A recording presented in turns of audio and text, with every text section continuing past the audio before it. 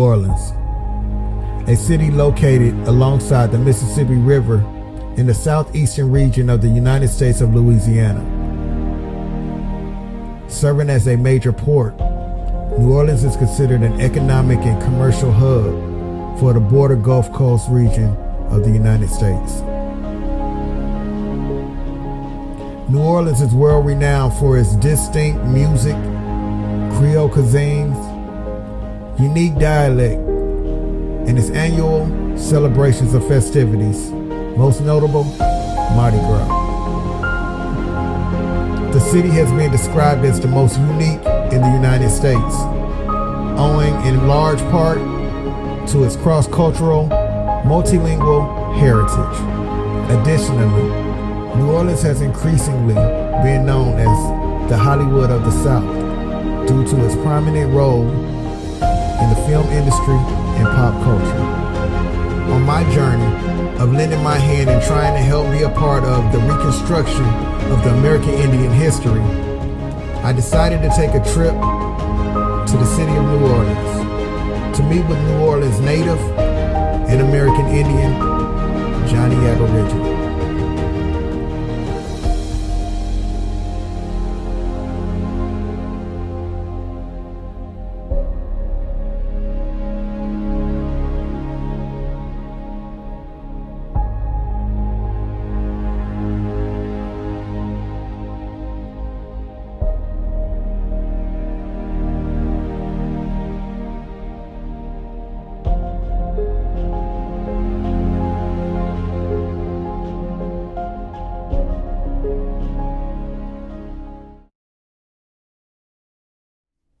What's happening with you, man? How you feeling? I'm good, brother. How you doing?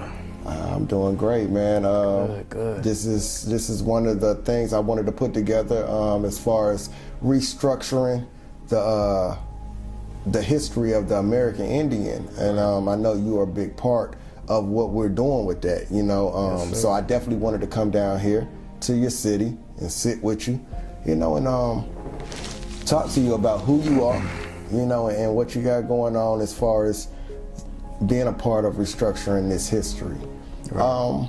First of all, let's talk about who you are. Johnnie Aborigine. Who is he? Well, first and foremost, I'm a full-time father. That's where a lot of my time goes to, day in and day out. And beyond that, I'm a researcher, genealogist, soon to be community organizer. I'm about to incorporate a community foundation soon, an urban Indian nonprofit where we could do genealogy drives in the community and do a lot of educational outreaches. But for the last 10 years or so, you know, just been an American Indian researcher, genealogist, author, and, you know, using a lot of that research to educate our people on who they really are. You know, beyond the lies that we've been told about our identity in the school system and, you know, the media and things of that sort. Yeah, I definitely can understand that. You were one of the first people I encountered in my search in digging deeper in knowledge on our history and where we come from and the lies, like you said, that's been told to us in school also. Yes, what was it, what was the moment you would say that took you there, that you had to dig a little deeper? Do you remember that moment? Was it a certain day? Was it, you know, can you remember what happened? Yeah, like I stumbled across Kerry Davis's video, 2011 African Americans Ain't Africans, and he was talking about basically just making you think about the slave ship, how impossible the slave ship route was to stack a lot of people, you know, at the bottom of a ship, stacked in feces and urine, how impossible that, you know, that route was for all of our people, all of our ancestors and great-great-great-grandparents down the way could come over here, stacked at the bottom of a ship, you know, and that just made me think, you know, to the point where it just sparked my research and my own journey, because this whole research just started as my own personal journey, just trying to find out, you know, who we really are, just for me, just for myself. You know, every time I was sharing research, it was just basically me coming across history, documentation, and sources and records that, you know, I found like just astonishing, you know, to my own personal journey, you know. So it was just watching Kerry Davis's African Americans Ain't Africans video, and how, you know, the slave ship basically didn't happen, the slave trade didn't happen the way, you know, we was commonly taught. Yeah, Kerry is definitely one of the ones I came across after you. Right. It was a few of you I came across, you know, and a lot of us run across the same people, kind of in the first, in our first introduction to this correction of history. That's right. But yeah, Kerry was definitely one. I ran across the same videos you ran across, and you know, it took me somewhere else too. Then it was like I saw your videos and your work that you were putting in on like Instagram, and you have a unique way of the way you made it so easy to understand. Can you talk about your process of how you were putting the information together in a way that it made it easy for us to kind of understand? Yeah, so I basically made like a lot of research. I call it research collages, where I would collage a picture with the information, and I always make sure I put the source on it, because you know how people are with, you know, where's the source, or, you know, who's this by, you know, who's saying this, so, you know, they don't believe anything unless it's source. And I always made sure I kept, you know, a source or a reference at the bottom of every post that I made. So I was just mainly encouraging our people to constantly read. You know, everything is basically have to always be simplified for our people. So, and I made it simplified in a way where you could get the direct quote, the direct reference and source, you know, right then and there on the post. And then if you want to look it up, you know, you could just look at the source at the bottom of the post or the collage, and you could go look it up yourself. You know, right then and there. I always made sure, you know, people could just go look everything up themselves and, you know, just basically read. You know, because a lot of times our people have to constantly be told things through video format. You know, and I think when I was making posts and research collages, I think I was probably the first one to put the information in a post the way I did, like they call it memes. You know, where I was just memeing everything. But like I said, I had the source on it with an image to reference. A lot of times the image will come out of the book, the same book that, you know, I have the quote from with the source. So I just created our own, basically a new wave or a new lane to for people to research and get that knowledge of who we really are as pre-colonial American Indians. Yeah, and I was gonna say, you're with this new reconstruction of our history, you're really someone they call a leader. As far as with the information you put out here, and I was going to mention that, do you think this is why you're considered that? Because you did create a lane dealing with the memes and things like that. That is a different lane, you know. It definitely makes it easier for us to go research the things, right. You know. I can't lie, that was some of the things I seen from you early on, you know, and I said, gosh, this guy Johnnie Aborigine, you know, he really put some stuff together, you know. Yeah. So that's what I was going to ask you. Do you think this is why people consider you like one of the new leaders of or pioneers of reconstructing this American Indian history?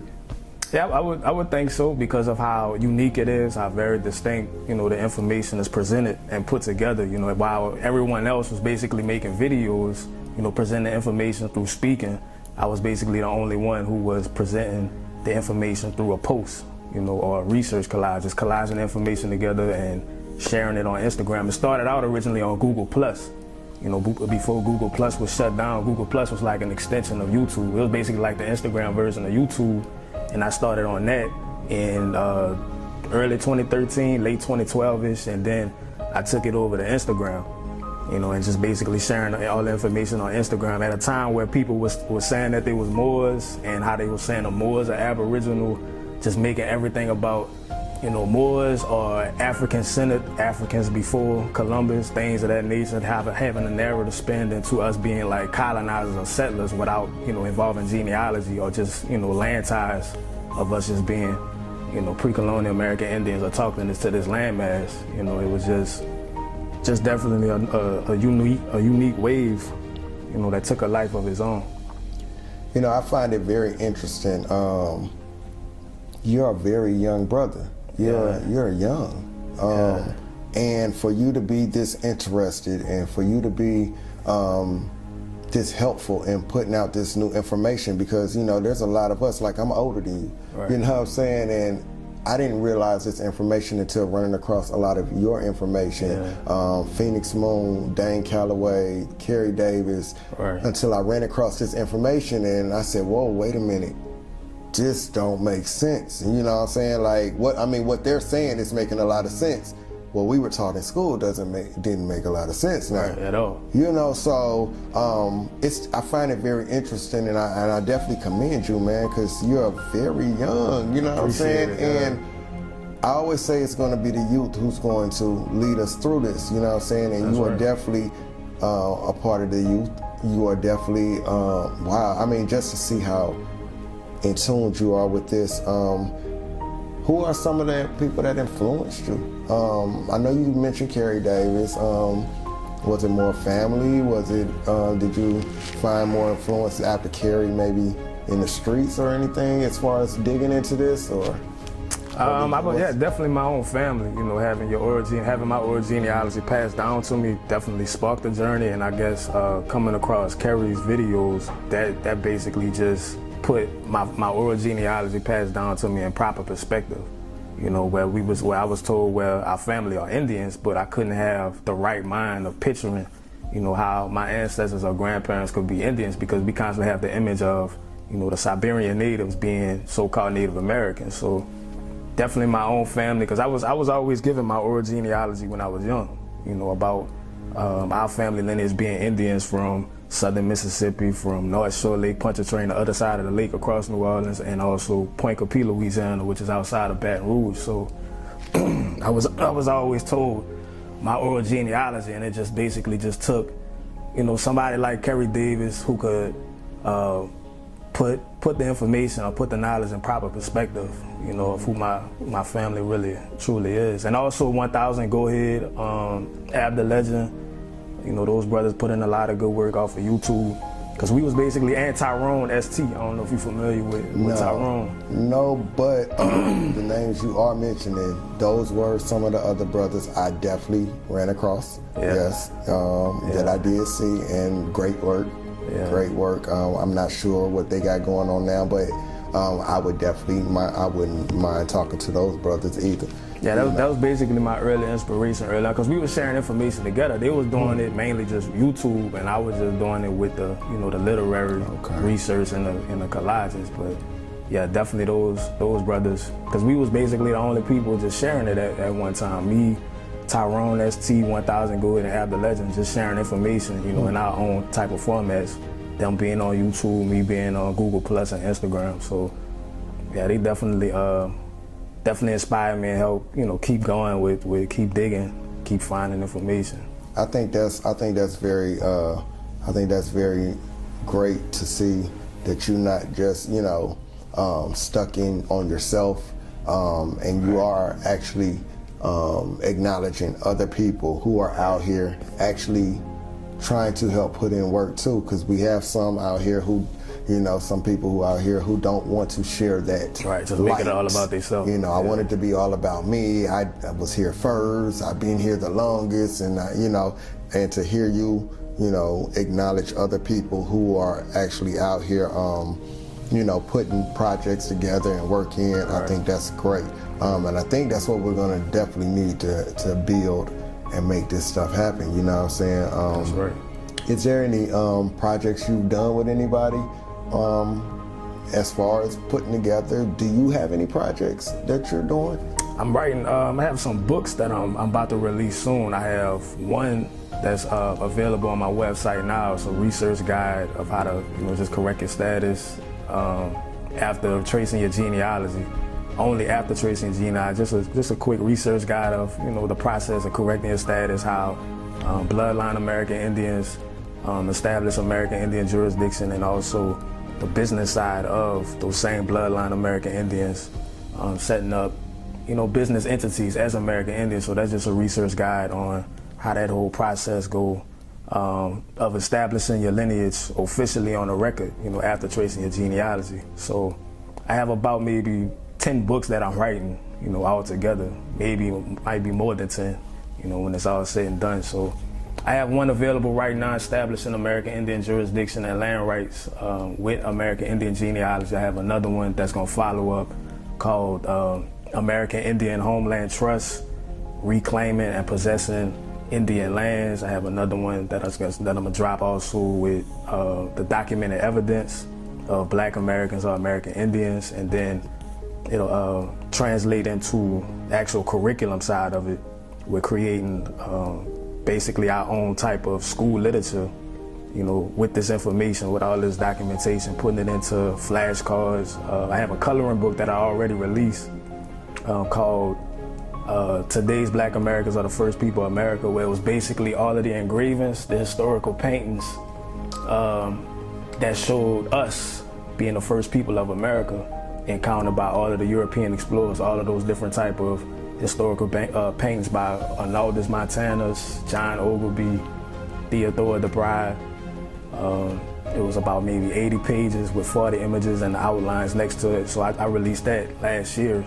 I'm gonna put that in another print production soon, because I'm paying everything myself out of pocket. So yeah, it's definitely a lot of literature work, that I'm working on.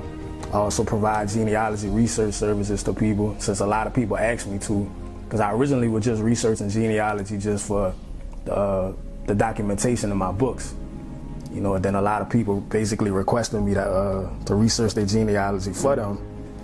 When I originally wasn't even planning on doing so, and it just turned into, I might as well just make this a thing with researching people's genealogy, and I'm just finding it like real easily, so, left and right. Since we're talking about genealogy, you mentioned it a few times. Can you explain genealogy and what it is to those who maybe don't understand what genealogy is? Yeah. You have people who may hear people say, "Hey, do your genealogy," and a lot of us are new to the information and we don't understand what is genealogy. What's the difference between genealogy and DNA? Isn't that the same thing? So could you touch on that?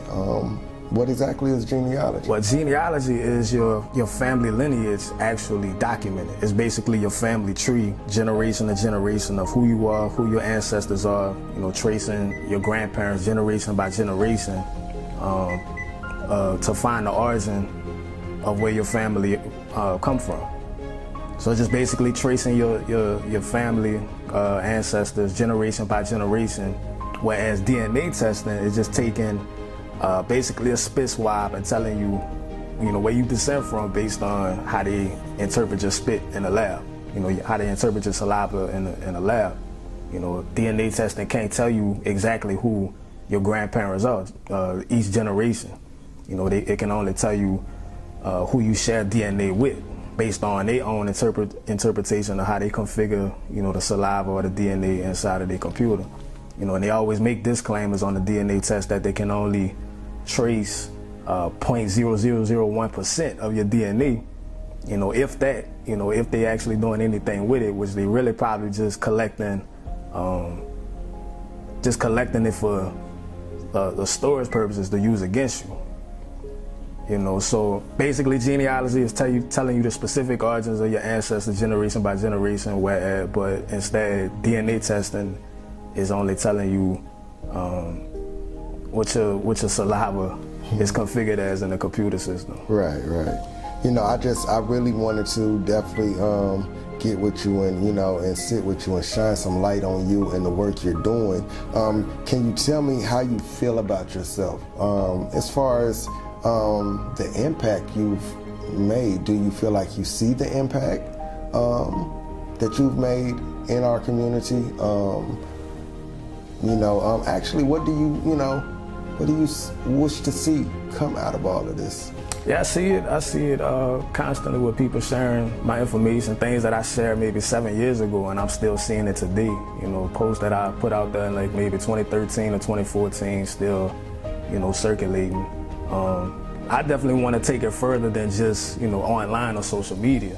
So I'm just sharing information so, we can awaken our people and then, we could further put it into action, put it in motion, how to take the information further, dealing with education and community building. I want to have a much further impact with the information beyond just social media, just with the information about on its own, and not anything dealing with just me, but just establishing the information further than just social media and just constantly talking online without no kind of action.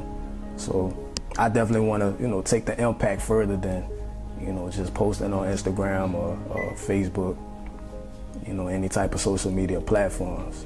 But yeah, I definitely see the impact of the information has done on our people. Like you said, it definitely awaken our people at the very beginning, of who they are. But I definitely want to take it further into the community.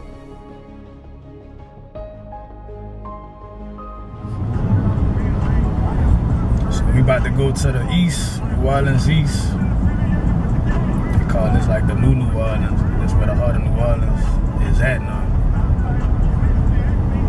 The life of New Orleans, all the culture, all the people, they got pushed to the east. Everybody from like the 3rd Ward, the 7th Ward, 9th Ward, 17th Ward, anybody in the hoods in New Orleans, they all pushed out to the east.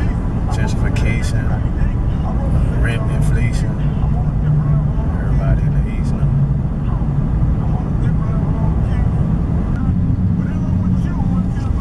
Because the east was the most impacted by Hurricane Katrina. We had like 8 to 10 feet underwater, but it came back though. Came back. You had people, cars like going close on top of people's houses, on top of the roof of people's houses. You had the water going all the way up over people's doors. This was like 15 years ago. The 9th Ward had it worse. Hurricane Katrina hit the 9th Ward worse. They had like 12 feet underwater. That's the area that they probably want to gentrify though. So they can have, the foreigners and the Caucasians, all them move into the city to try to push us out. Still a majority, but they had these little areas that they was targeting to gentrify.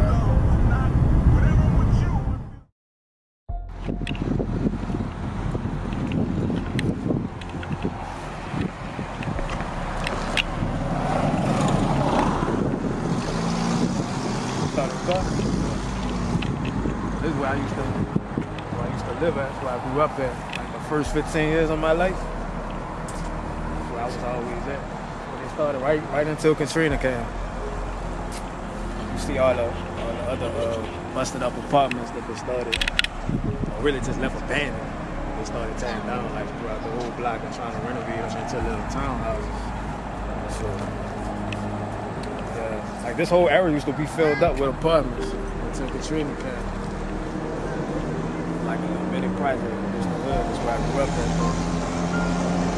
Cindy Lane, the other side, Tower Lane. Cindy Lane Street.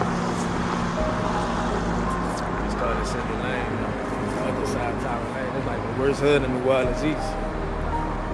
The second worst hood. Like after where I live at today in East Shore, that's like the worst of the worst. Action Jackson. It's a whole big old apartment, just like the way that one looked. So these are your apartments right here? Yeah. Right here where the, damn. They tore it down. Wow. All the wood just tearing apart. Damn. All the wood and brick. So this is all due to Katrina. Yup. Damn. Wow. It's amazing, man.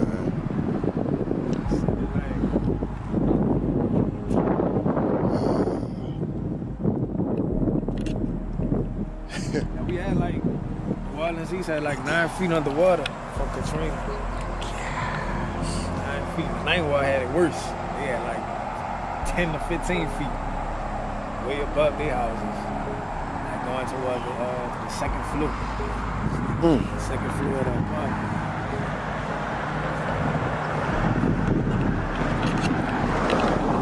Wow, this is amazing, man. While interviewing with American Indian researcher Johnnie Aborigine, and also visiting the city of New Orleans for my very first time, I found every moment of this documentation to be very intriguing and also enlightening. Not only did Johnnie and I sit and interview, but before I left to head back home to Atlanta, we took a small tour of the city. From his old neighborhoods before devastated by Katrina, to some of the city's most popular and important landmarks. The city of New Orleans is a city like no other, full of rich history and culture. Before leaving to return home, Johnnie took me to see one last important historical landmark. This is just one set of the Indian mounds, found right on New Orleans' east side. A lot of the land, you just had nothing but seashells spread out all over the land. So easy to build the mounds with seashells, whereas other places like Georgia or Tennessee, they build their mounds out of clay. Gotcha. Funky people held the seashells as spiritual reference.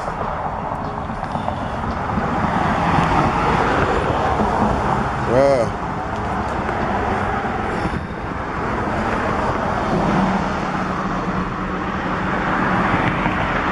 This is amazing. Anytime you see a shell mint, even anytime you see like a pile of seashells, that's how you know it's a mound. It's a shell mint mound. Okay. And you say this is where the levee was over here, on the other side. Yeah. It's the levee. It's a lake over there. Lake Reconstruction, one of the major lakes of the United States.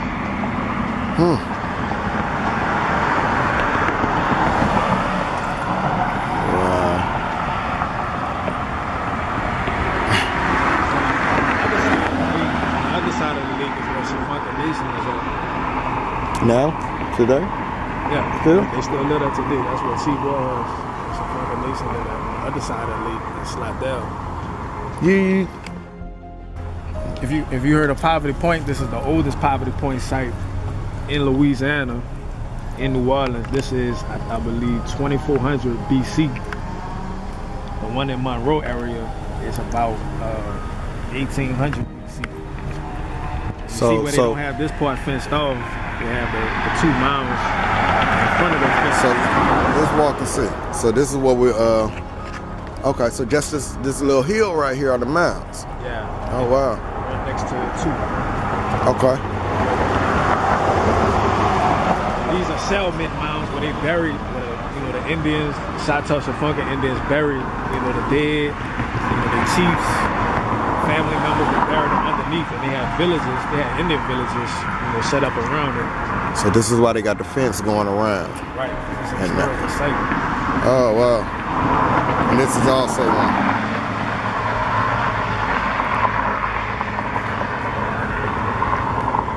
It's the Lindsley site. It was founded by anthropologist, I believe his name was James Lindsley. And they ended up dating it to be older than the Poverty Point site up there in North Louisiana, in Monroe, Louisiana. I believe they found so-called Negro DNA on these mounds because of the disease that we commonly get infected today with the syphilis and the Yaw's diseases that's commonly found in so-called black populations worldwide. So that's how they was able to figure out that it was us, pre-colonial black Indians, that built these mounds and inhabited the mounds 3,000 years ago. And Chief Warhorse of Shafunka Nation, she actually got a certified plaque from the Department of Interior that these mounds, belong to Shafunka Nation and that they was here since 1500 BC. So she actually had a certification coming from the Department of Interior that certified that these mounds belong to Shafunka Nation. That's dope. That's dope. They actually go all the way down Paynes Boulevard and on the opposite road down on Paris Road. So there's more of these mounds. Yeah. Wow. Plenty of shell mid mounds. Because with Lake Pontchartrain, you got a whole bunch of shells. We have a lot of shells coming out of the lake. It was easy for them to access. I got some at my house. I just put it from my window. Wow, this is dope.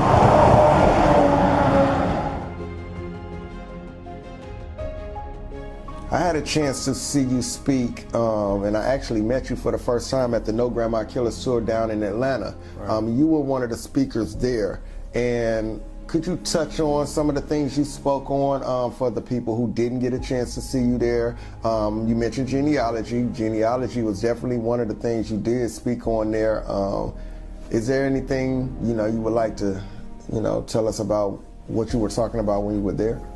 In Atlanta, I basically did a presentation on New Orleans Indian genealogy, where I just explained the Indian genealogy in New Orleans. I was touching on the Black Indian cemetery down there in the French Quarters. Buried underneath the French Quarter, you have a lot of Black Indian burials from the 1700s that they discovered to have Black Indian DNA, or so-called Black DNA with Indian artifacts buried on top of the skeletals and the coffins.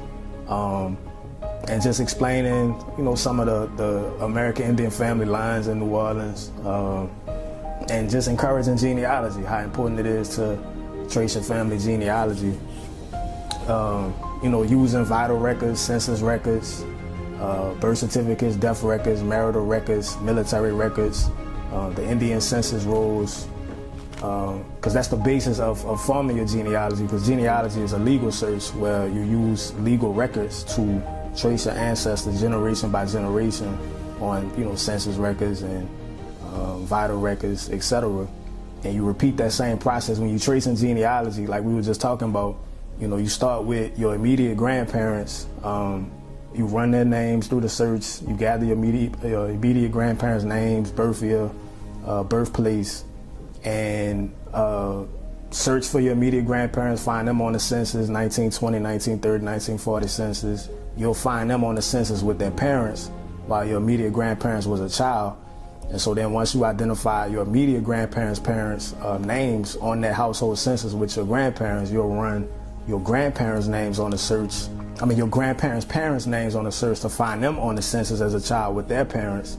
And then when you find your grandparents' parents, or your great-grandparents' names on the census as a child with their parents, you repeat that same process, to continue going back further and further, deeper into your lineage, generation by generation, until you get to the point where you can identify the earliest point in your genealogy, where you can start finding your ancestors on Indian census rolls and the Dawes rolls, the Henderson rolls, the Gideon Miller rolls, McKinnon rolls, etc.